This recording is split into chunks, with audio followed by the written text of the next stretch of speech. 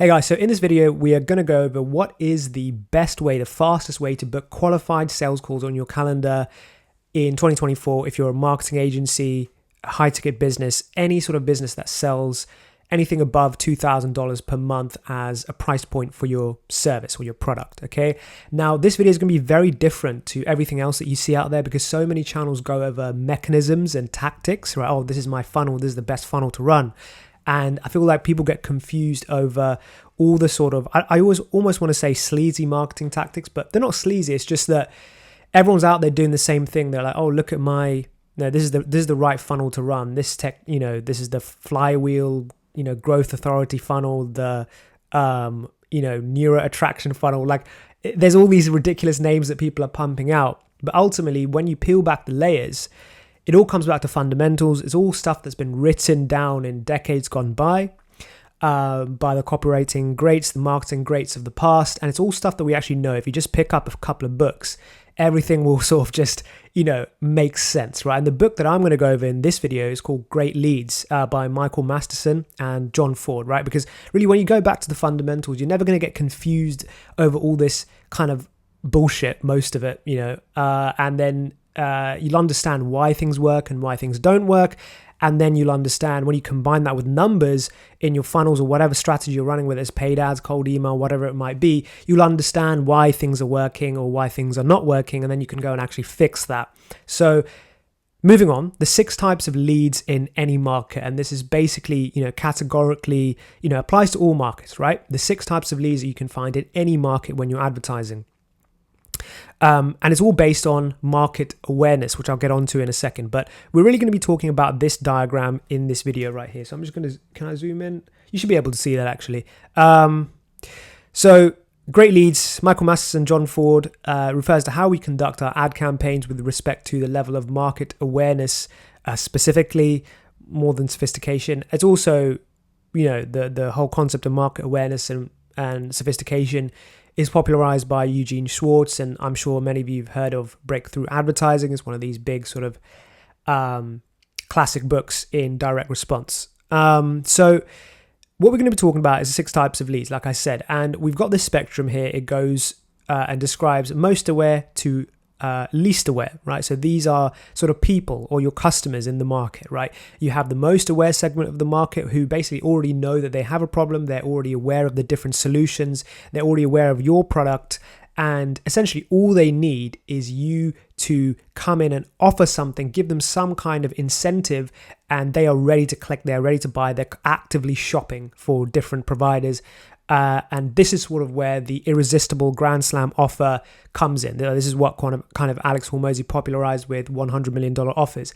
And to cut a long story short, it is the most direct way and the fastest way to book calls if you are good enough, right? If your offer and your product is actually good enough. And I'll go through exactly what you need to do to actually get results with this.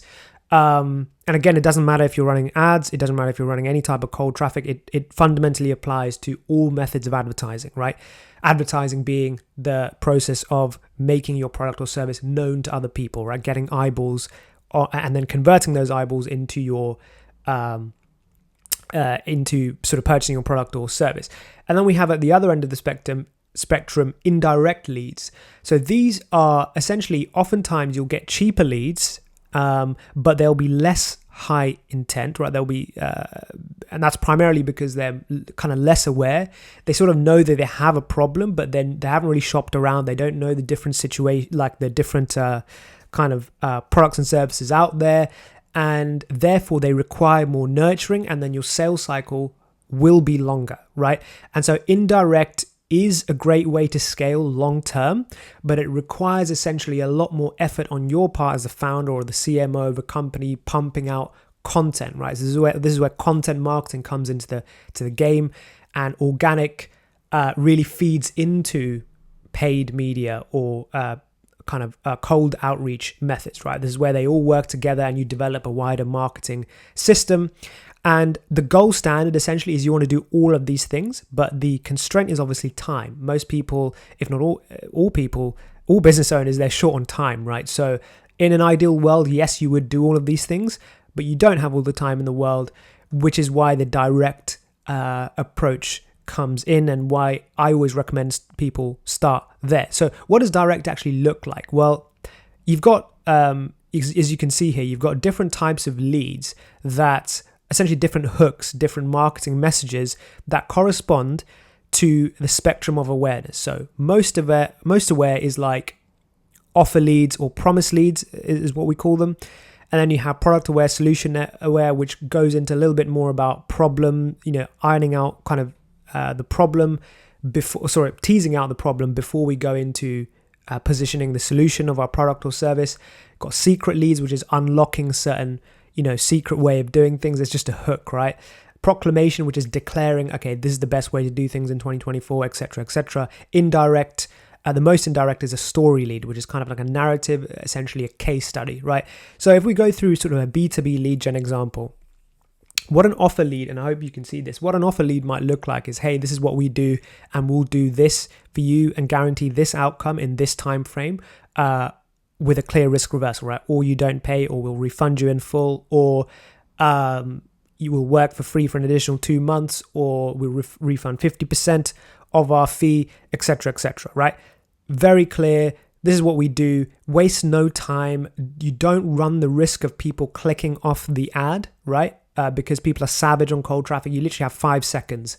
And this is why direct is always like the most surefire way to start booking calls, right? What you need is just compelling copy, a good offer, and just ram volume, basically. Cold email, ram volume, outreach, ram volume, ads, put a good amount of spend behind it.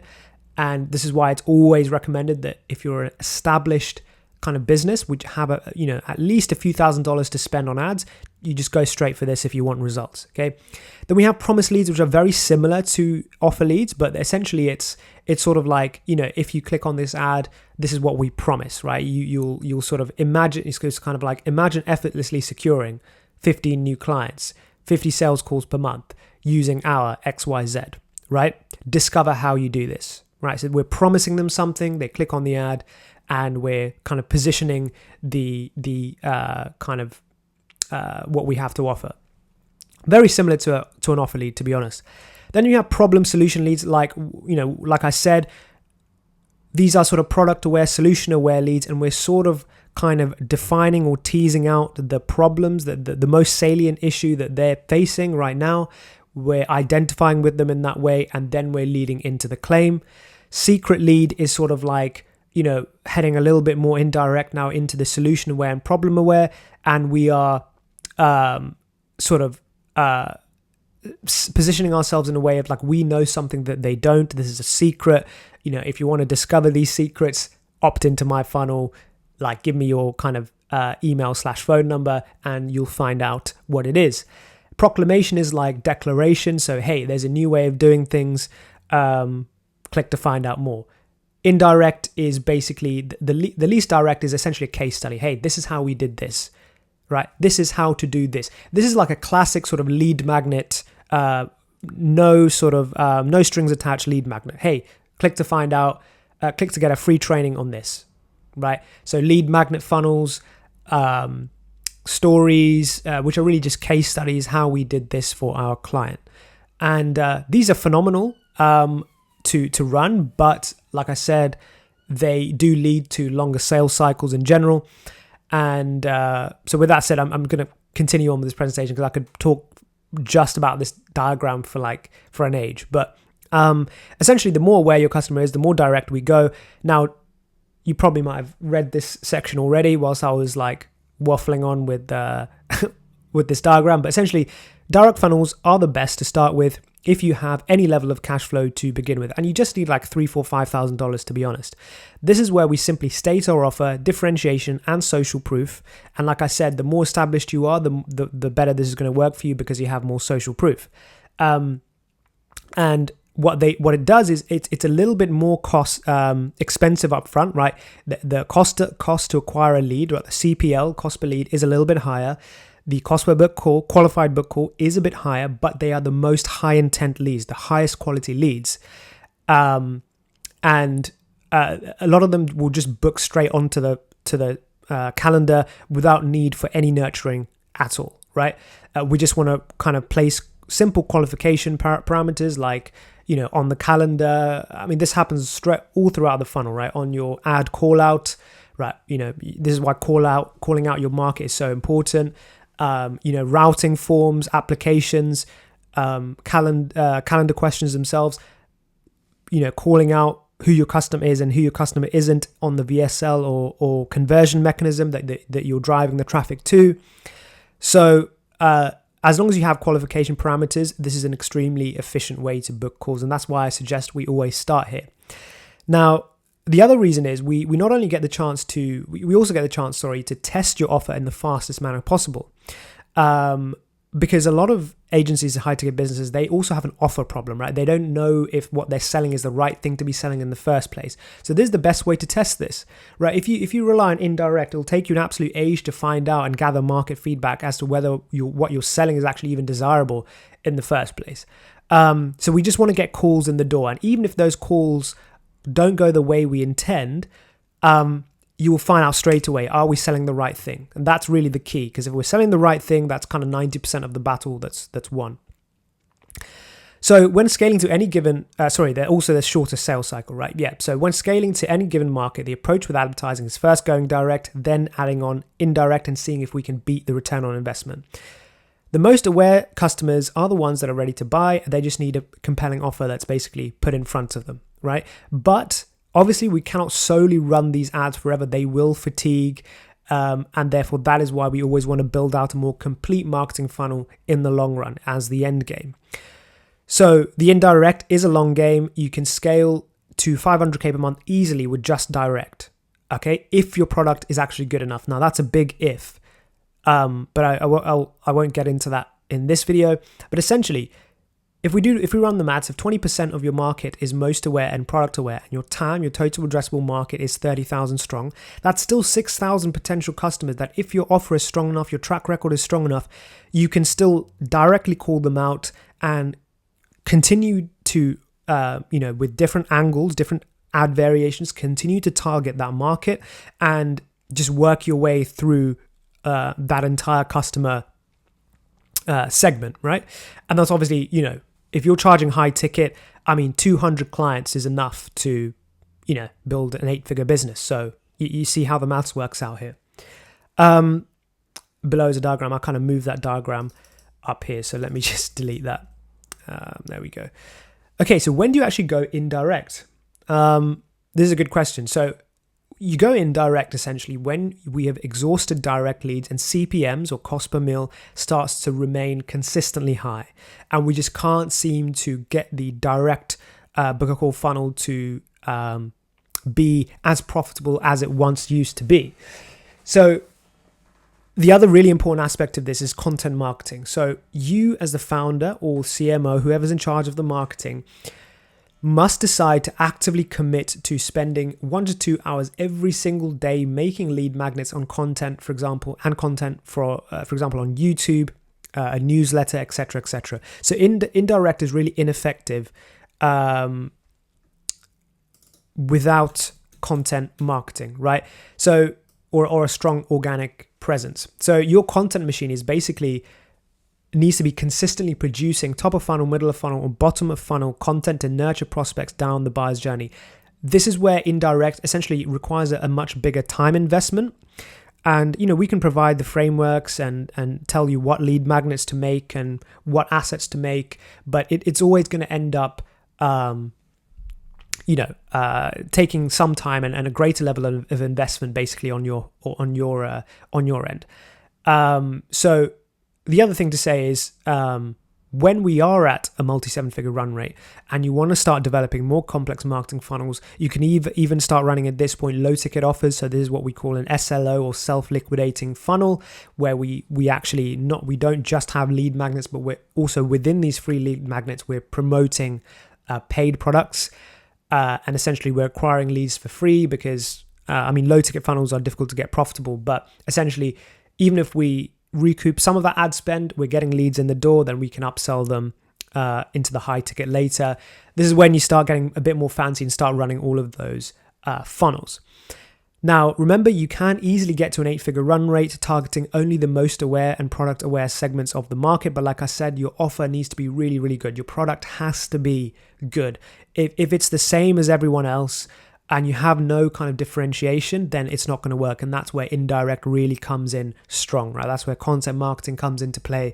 And for most agencies, to be honest, for most high ticket businesses, you're going to want to start building indirect channels kind of straight away, to be honest. But there are a lot of agencies as well that are a bit more established that could get away with direct all the way to 8 figures and beyond. So yeah, that's basically my 2 cents on all of this. We start direct and we see if we can beat it with indirect and indirect VSL/funnel beyond that. So I just want to touch on market awareness for all of this to make sense as well. So just a quick refresher on market awareness if you're not already familiar. We have stage 1, which is completely unaware. So this is where your audience or target market doesn't know they have a problem or even need a solution. Problem aware. The audience knows that they have a problem, but they don't know that there are solutions. Solution aware. They are aware of the solutions, but they're not aware of your specific product. Product aware. They know about your product, but they're not yet convinced if it's the right choice. They're kind of shopping around, right? So you might have been on these sales calls where it's like, you know, they like your product, they can see they can see the ROI, but there's also not 1 or 2 or 3 other people that they're vetting, right? We're vetting other providers. So this is where the product aware thing comes into play. The most aware is the audience is very familiar with your product and just needs a final nudge to buy. So like an incentive, like a risk reversal, something like this, right? So that's essentially market awareness in a nutshell. Now, the cool thing is when we start to map these lead types to market awareness. So completely unaware. So this is where the story lead or the secret lead comes into play. These are your lead magnets where you're giving away free case study trainings and all the rest of it, right? Secret lead, discover the secret strategy that you can use in 2024 to X, Y, Z, right? Problem aware lead. So this is where you want to lead with a problem solution type hook, and a story type hook also works quite well here. So you're clearly defining the problem and presenting your product or your service as the solution. Story lead. Again, I've been through this. It's kind of like how we did this for this client. It's like a case study or a sort of even a story, like how, you know, what I discovered, like the journey that I've been through. This also works really well for a problem aware prospect or a lead. Solution aware. This is when promise lead and secret lead comes into play. So a promise lead is, to be honest, very similar to a offer lead. It's like, imagine doing this. And what it will happen is you will end up skyrocketing your agency's growth if you just kind of, click on our ad and find out what we have to say and what we have to offer and kind of consume our training here, right? Our conversion mechanism. The secret lead is you, reveal the same as usual, like revealing something secret, like you're positioning it as if you know something that they don't, and therefore they want to click on the ad and find out what that thing is. And it will essentially help them distinguish between the different solutions that are out there and kind of position your mechanism, your way of doing things as better. Product aware, you want to use proclamation lead and offer lead. So this is where we're heading to if I just scroll back up again, we're heading to this side of the spectrum now. Okay. Let's scroll down here. Make sure you can see this. Yeah, there we go. I'm not going to go through over this again because we've kind of been through it again. You can pause and read this as well. And then we obviously have most aware, which is, like I said, the direct. Now, the ones that I've highlighted in blue, which is product aware and most aware, this is essentially the irresistible offer, the grand slam offer. We'll do X, Y, Z for you, or you don't pay, or there's some type of risk reversal. And what I have to say about this is, so there's a summary here. There's a little bit before that as well. Essentially, this is what you want to run if you're going direct. Basically, this is who you're targeting. This is kind of what your offer hook, your ad hooks are gonna look like essentially. Now, before I finish this up, I want to talk about awareness levels by percentage, just so that you, again, emphasizing this point of total addressable market and how if you zoom out, you actually have a lot more runway than you think. So completely unaware, we're talking about 30 to 40% of the market. 20 to 30% of the market is problem aware, solution aware, 20 to 25%, product aware, 10 to 15, most aware, 5 to 10%. Okay, so if you have a total addressable market of 100,000 strong, just for sake of easy maths, we're talking here still a solid, 15 to 25,000 people that could benefit from a direct offer, right? So that's a ton of people that you can still continuously hit up. In the sake of cold email, people think that just because you've emailed all those leads once over, that's the end of the game, but it's not, right? Those 25,000 leads you can continue hitting up and recycling until every single person responds as interested or not interested right now, right? Same with ads. As long as your ads are profitable, you can continue to run direct offers, right? It really doesn't matter. As long as you've actually got a unique mechanism and some type of differentiation and a strong track record, you will absolutely 100% get results with this. So, and this is also, like I said, the shortest time to lead, shortest sales cycle, right? Time to lead to close. So essentially and this is the last slide, what this essentially means for our campaigns and your advertising strategy is you just want to make sure that you understand how we're tailoring these to the actual, the people that we're going after. So like I said, the ones highlighted in green here, product aware, most aware, is essentially where we will be focusing our efforts to begin with.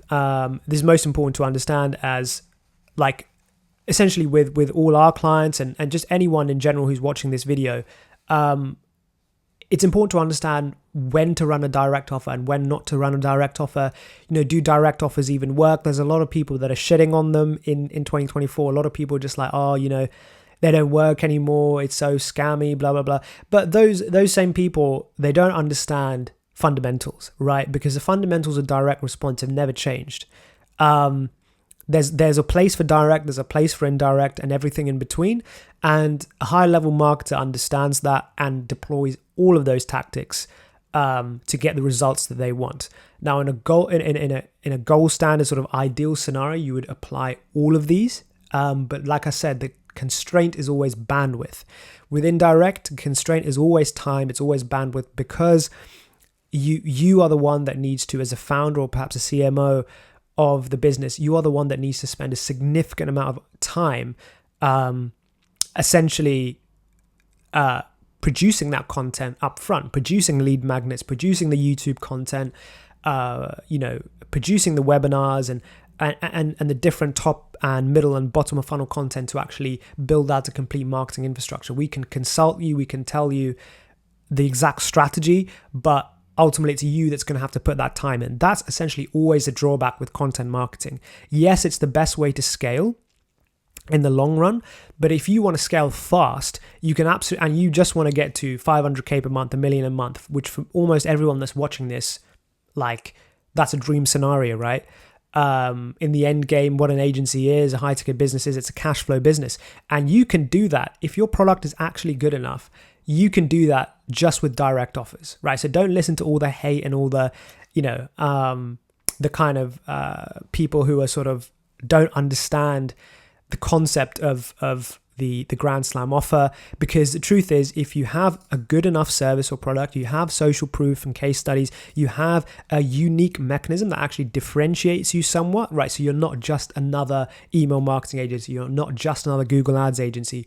And by the way, you don't have to have a unique mechanism. You don't have to use AI, even though that's a big differentiation point, is a massive trend to capitalize on. But as long as you're positioning yourself as different in some way, shape, or form, so the prospect can easily tell, okay, these guys are slightly different, there is something different about them, you will get results, right? If you're doing cold email, if you just put enough volume behind your campaigns, you will book calls. If you put enough volume behind your LinkedIn outreach or your whatever cold DM outreach, you will get results. Now, obviously, ads is the easiest way to get results because it's just spending. You're just purchasing data, and data is never really a limiting factor. It's just your spend. So if you've got spend, if you're an established business, really, if you're doing anything above 10K per month, and you've got $3,000, $4,000, $5,000 to spare, go straight for ads, go straight for the direct book a call funnel. If you have any questions, just comment down below. Reach out to me on LinkedIn, Twitter. I'm more than happy to show you more. There's more. There's a lot to this. There's more content that I'll be rolling out on this. But essentially, to answer your question, guys, deliver on the promise of this video. Go direct. If you want to book calls fast. If you want to get to 50, 100, 200k per month, even 300k per month, if your offer is really good, just go direct. That's just basically the conclusion of this video. So with that said, thank you very much. Again, any questions on this, just reach out. I'm more than happy to answer any questions, and I'll be rolling out a lot more content and really kind of going to be posting like 3 or 4 videos a week now, because I just understand how important content marketing is. So I am making that investment. I am making that time commitment now to build out the entire marketing infrastructure. But like I said, always go direct, because that's how you're going to get the results the fastest.